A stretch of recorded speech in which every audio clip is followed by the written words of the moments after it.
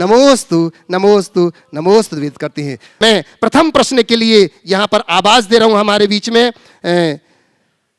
राकेश जी जैन, सृष्टि जैन, खेमचंद जी, वीरेंद्र जी जैन, बस परिवार छतरपुर वाले यहाँ पर उपस्थित हैं और आज इनकी 23वीं शादी की सालगिरह भी है। महाराज श्री का आशीर्वाद लेने के लिए आए हैं और प्रथम प्रश्न के रूप में आप यहाँ पहुंच रहे प्रश्नकर्ता के रूप में आए और अपना प्रश्न रख रहे हैं। बुरी परम पूज 108 प्रमाण सागर जी महाराज की जय। महाराज पूरे बस परिवार की ओर से आपको त्रिबार नमोस्तु नमोस्तु नमोस्तु, छतरपुर जैन समाज की तरफ से नमोस्तु नमोस्तु नमोस्तु। महाराज जी आज हमारे ग्रस्त जीवन के 23 वर्ष व्यतीत हो चुके हैं। अब हमारा आगे का ग्रस्त जीवन धर्ममय, सुखमय और अंत में समाधि पूर्वक मरण हो, इसके लिए आप मार्ग प्रशस्त कीजिए और गुणायतन से जुड़ने का भाव है तो उसका भी मार्ग बताइए महाराज जी। बहुत अच्छा आशीर्वाद है। आपने अपनी वर्षगांठ तीर्थ क्षेत्र में गुरु शरण में मनाने का भाव जगाया और सौभाग्य पाया है। ऐसे ही भाव को जढ़ाते रहो और एक ही बात सोचो कि अब गृहस्थी के बाद हमें अपने जीवन के तीसरे चरण को पूरा करना चाहिए। 4 आश्रम की व्यवस्था मैं आपके माध्यम से सभी को बोलूँगा। ब्रह्मचर्य आश्रम, गृहस्थ आश्रम, फिर वानप्रस्थ आश्रम और अंत में संन्यास आश्रम। तो हर व्यक्ति को अपनी गृहस्थी को सक्रियता से जीने के बाद एक अवसर पर वानप्रस्थी बनने का मनोभाव बनाना चाहिए ताकि आगे चलकर संन्यास अंगीकार कर अपने जीवन का उद्धार कर सके।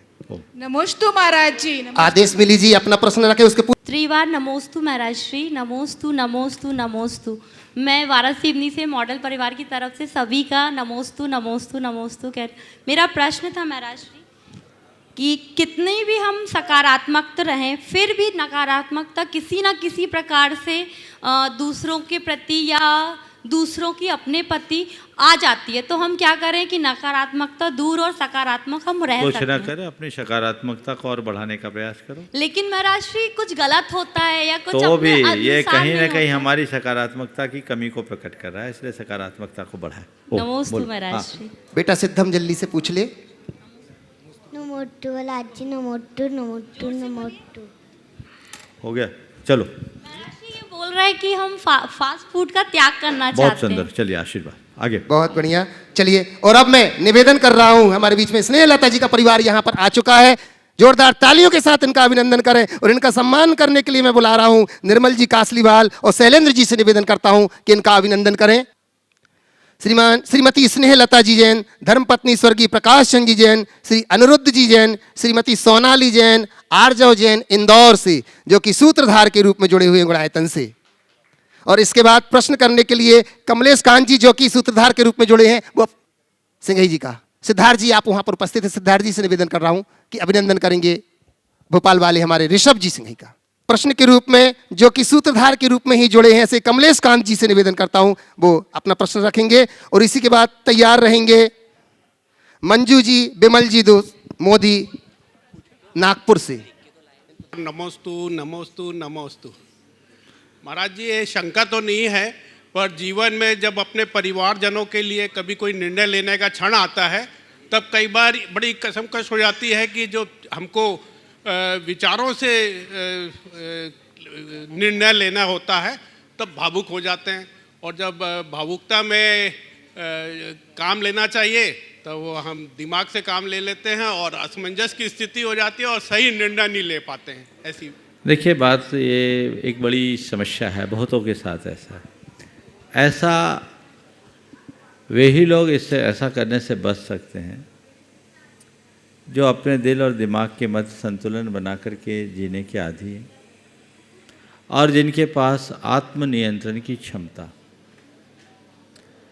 हर व्यक्ति को चीज़ों को ठीक तरीके से समझना चाहिए। बहुत सारे काम ऐसे हैं जो बिल्कुल दिमाग से करने के हैं और बहुत सारे काम हैं जो भावना से करने हैं। दिमाग हम पढ़ लिख करके आगे बढ़ा सकते हैं और भावनाओं को हम अपने अंदर की संवेदना से जगा सकते हैं।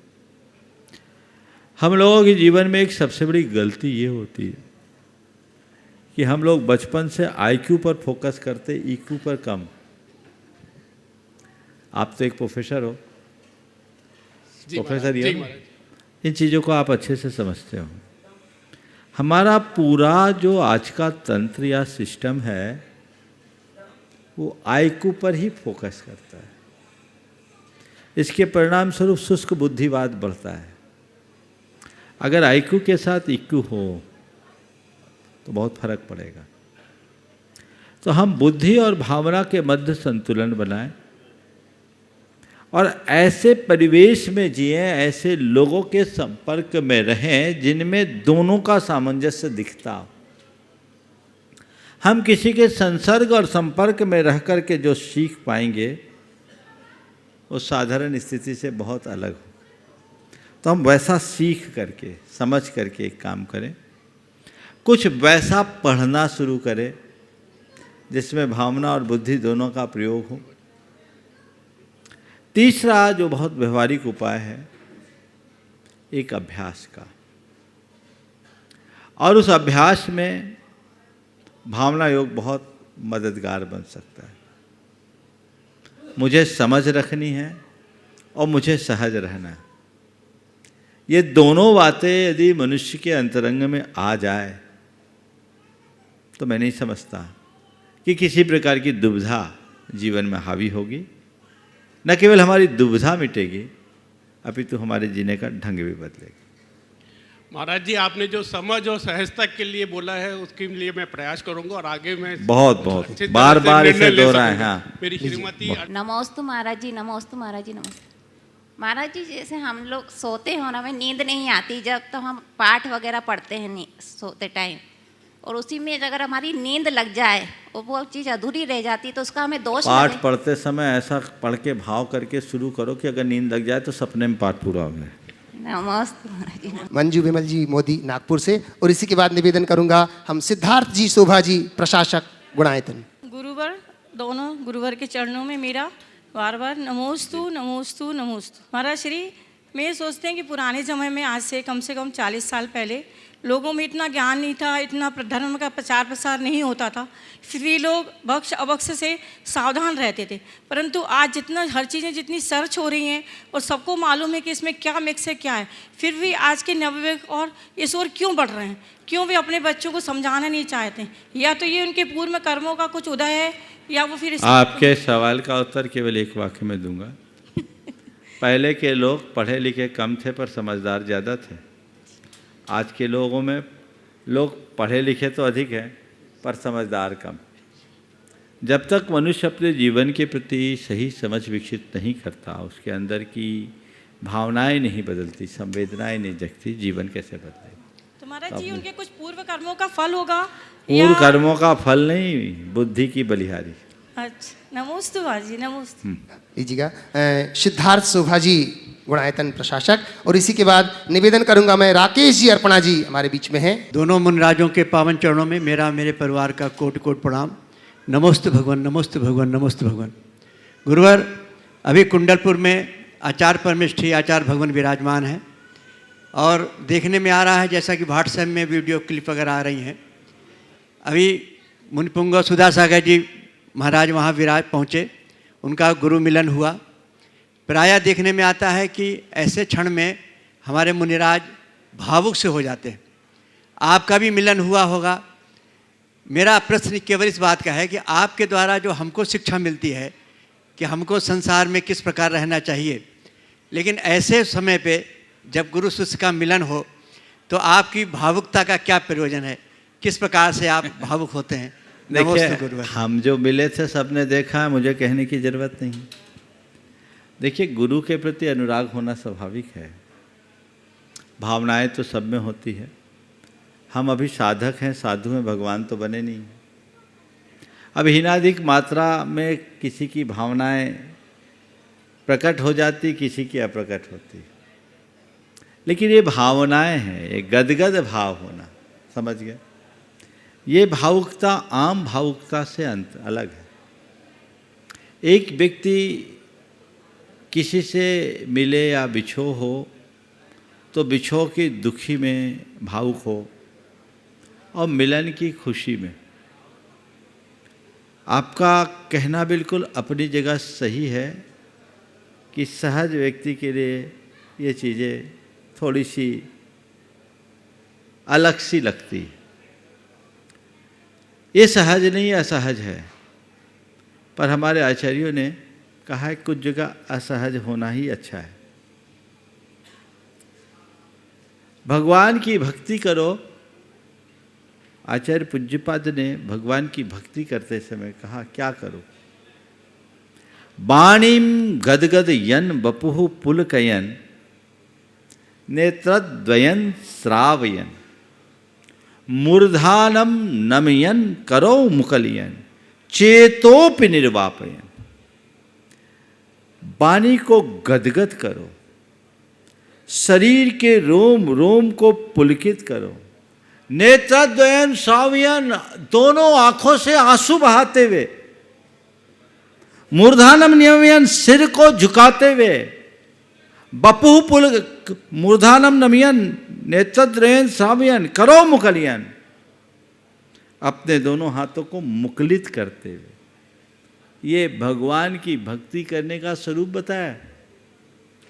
ध्यान रखना, भक्ति में भावना का प्रवाह होता है, बिना भावना के भक्ति नहीं होती। तुलसीदास जी ने इस बात को अलग ढंग से लिखा और उन्होंने लिखा तुम दर्शनते पुलक शरीरा, तुम दर्शनते पुलक शरीरा गदगद गीरा नैन बहे नीरा। आपके दर्शन से रोम रोम पुलकित हो गए, गदगद गिरा, वाणी गदगद हो गई और नैन बहे नीरा, ये नैनों से नीर बहते। तो ये एक रूप है। हालांकि प्रवृत्ति से निर्वृत्ति को विशेष माना जाता है।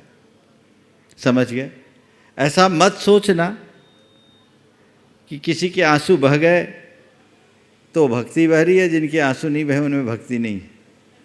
भक्ति की अभिव्यक्ति कई रूपों में होती है। वो अंदर की है, उसका अंदर के अनुराग से संबंध होता है, उसे उसी संदर्भ में देखना चाहिए। निश्चित आप लोगों की दृष्टि में ये सब असामान्य सा दिखता होगा, लेकिन ये सहज है।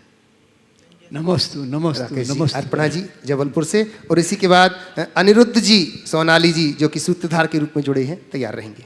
नमोस्तु महाराज जी, नमोस्तु महाराज जी, नमोस्तु महाराज जी। द्वय मुनि चार राजों के चरणों में नमोस्तु नमोस्तु नमोस्तु। महाराज जी, हम लोगों की भी शादी के वर्षगांठ 25वीं वर्षगांठ हमने आज आपके चरणों में जोड़ी से परगान करके और आहार दे के पूर्ण की। हम लोगों को इस बात में बहुत हमारा पुण्य साथ होगा, इसीलिए आज ये अवसर हम लोगों को मिला है और हम चाहते हैं कि हम अपने जीवन में इसी तरह धर्म में आगे बढ़े महाराज जी, इसलिए आपका बहुत बहुत आशीर्वाद चाहिए। नमोस्तु महाराज जी।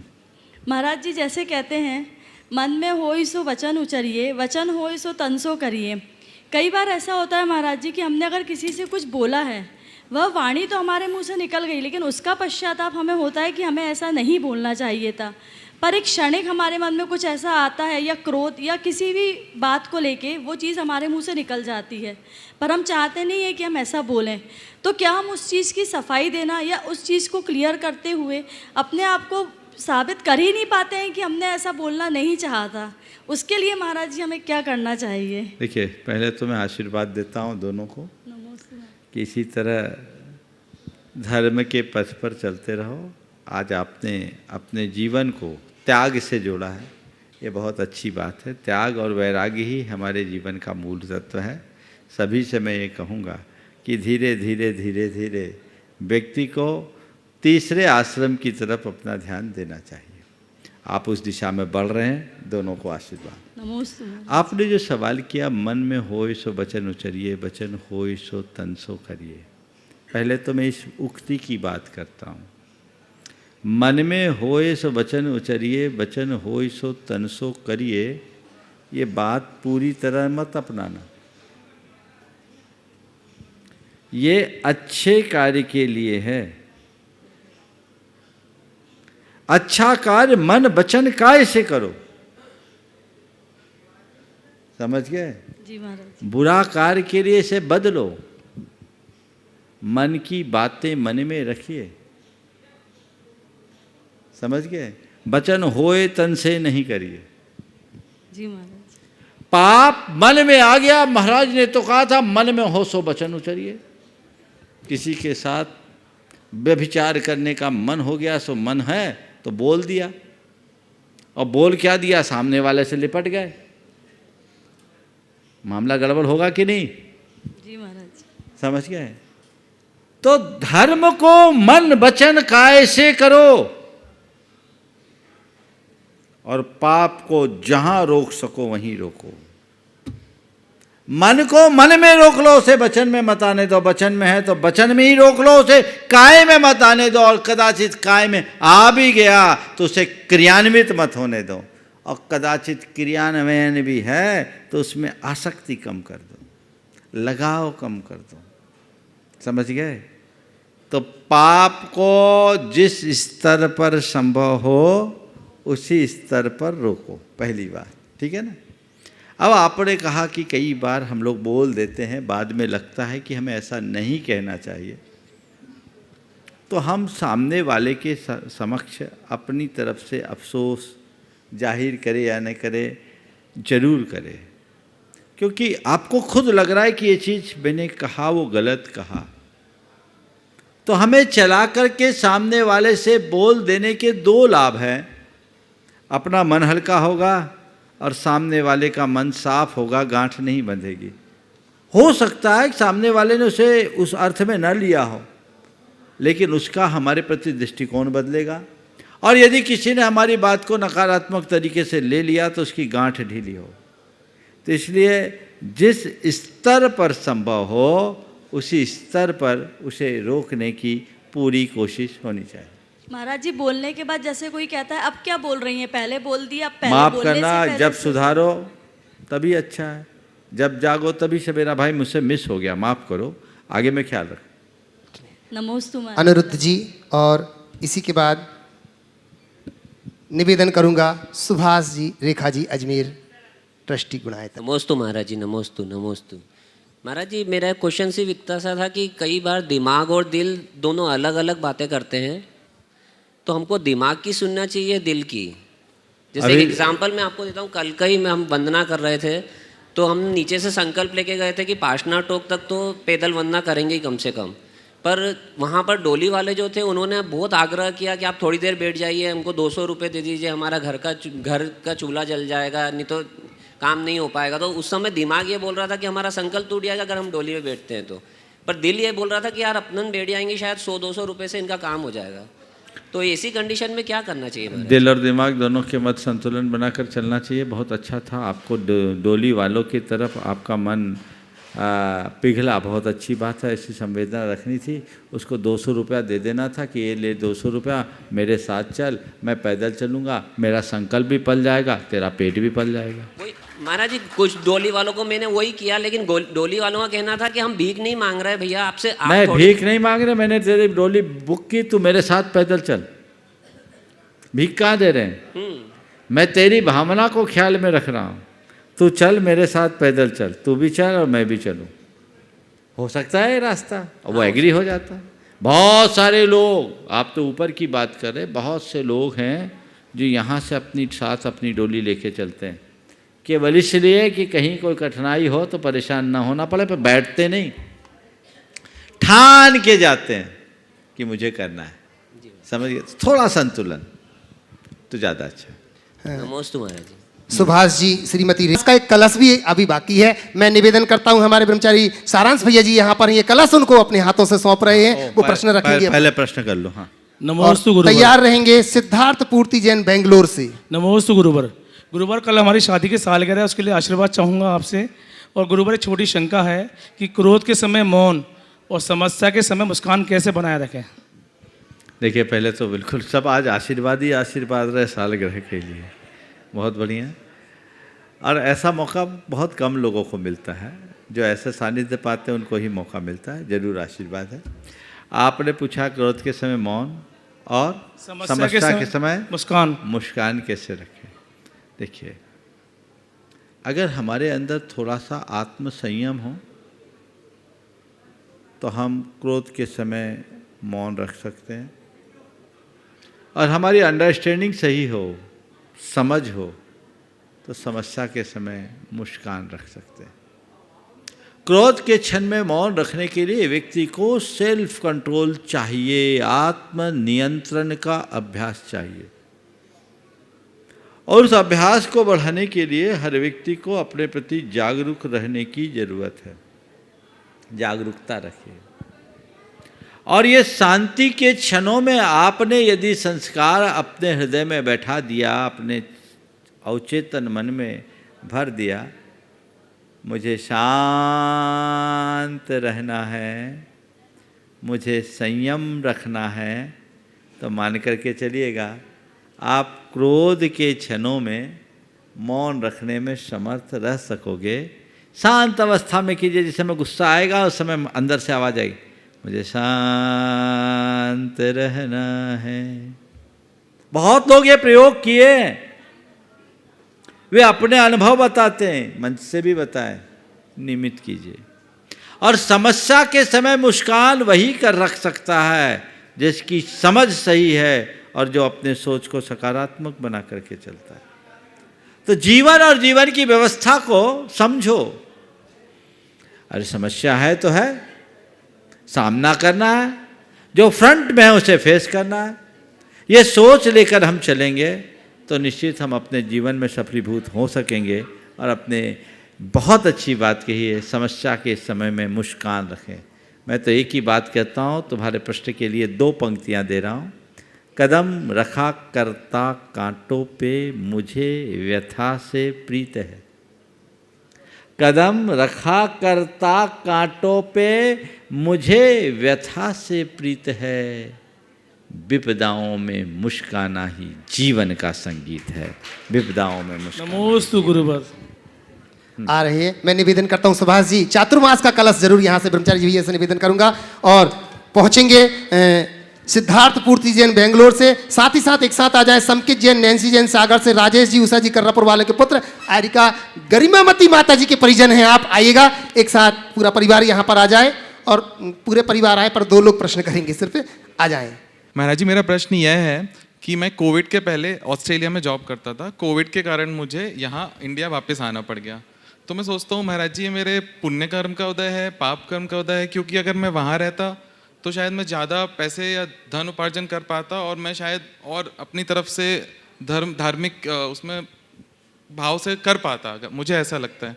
तो महाराज जी इसका समाधान कीजिए। पहले तो मैं तुमसे ये पूछ रहा हूँ कि वहाँ रह के ज़्यादा कमा के खुश थे कि यहाँ कम कमा कर खुश हो? महाराज जी अभी भी मैं उस पता नहीं, इस बात का आंसर अभी शायद नहीं दे पाता हूँ। इतने दिन से तुम अपने माँ बाप के साथ हो, माँ बाप के साथ हो कहीं और हो? हाँ, मतलब माँ बाप साथ ही था, मतलब काफ़ी टाइम, 1 साल 1.5 साल हम लोग। तो जब तुम परिवार के साथ थे तब की अनुभूति और जब तुम परिवार से दूर थे तब की अनुभूति में खुशी कहाँ ज़्यादा थी? परिवार के साथ थी। तो खुशी चाहिए कि पैसा? पुण्य से पैसा नहीं मिलता, पुण्य खुशियाँ देती है। पैसा तो एक बेश्या भी कमा लेती, समझ गए? इसलिए इसे सकारात्मक रूप में लें और उसी दिशा में अपने जीवन के क्रम को आगे बढ़ाएं। नमोस्तु। समकित जी और दोनों महाराज श्री को त्रिबार नमोस्तु नमोस्तु। महाराज श्री, मेरा प्रश्न इतना सा है, क्योंकि बड़ा भाई बाहर था तो मैं अपने पिताजी के साथ उनके बिजनेस में हूँ। मुझे बाहर जाने की सारे एग्ज़ाम क्वालिफाई किए 12th के बाद, डिग्री के बाद भी सारे जॉब के एग्ज़ाम क्वालिफाई किए, लेकिन बाहर नहीं गया। गुरुजनों का आशीर्वाद कि अकेले हो, पिताजी के साथ रहो। तो महाराज जी अभी मैं अपने दोस्तों को देखता हूँ जो मेरे साथ थे, अब जॉब में हैं, तो कभी कभी कोई विकल्प आ जाता है तो मैं भी होता, तो मैं वहाँ होता या यहाँ होता। एक सोच बदलो, वो जॉब कर रहे हैं, मैं जॉब दूंगा, ठान लो, तो बहुत जीवन में परिवर्तन आ जाएगा। हाँ, नमोस्तु महाराज श्री, नमोस्तु। डॉक्टर प्रद्युम्न जी दिल्ली से, और इसी के बाद मैं निवेदन करूंगा कीर्ति जी दिल्ली से। नमोस्तु महाराज श्री। महाराज श्री, हम सब जानते हैं कि मनुष्य जन्म मिलना और उसमें भी जैन कुल मिलना हमारे पूर्व जन्म के संस्कारों पे, कर्मों के अधीन मिलता है। लेकिन महाराज श्री ये भी सही है कि हमारे को जो यहाँ पर जो द्रव्य क्षेत्र काल भाव के अनुसार हमारे को, महाराज श्री हम सब जानते हैं कि हमारे को जो मनुष्य जन्म और उसमें भी जैन कुल का मिलना पूर्व जन्म के कर्मों के आधार पर है। लेकिन उसके बाद भी संयोग मिल गया लेकिन उसका जो फल मिलता है वो द्रव्य क्षेत्र काल भाव के हिसाब से है। जब जीव कोई जन्म लेता है तो उसको ज्ञान नहीं होता, लेकिन हम पेरेंट्स लोग क्या करते हैं, उसकी शिक्षा दीक्षा, कैरियर, मैरिज, उसकी तरफ तो बहुत अच्छी तरह से ध्यान देते हैं, लेकिन ये कभी ध्यान नहीं देते कि इसके संस्कारों को बढ़ाया जाए। क्या पता इसी में से ही कोई जीव आगे जाके दीक्षा ग्रहण करे। हालांकि कुछ केसेस ऐसे होते हैं, लेकिन संस्कार की तरफ किसी का ध्यान नहीं जाता। यही तो विडम्बना है, लोग दुनियादारी में ही रह जाते हैं, इसलिए सब छूट जाता। हमें संस्कारों के प्रति पूरे तरह से ध्यान देना चाहिए। ओम शांति। बोलिए परम पूज्य आचार्य गुरुवर श्री विद्यासागर जी। जय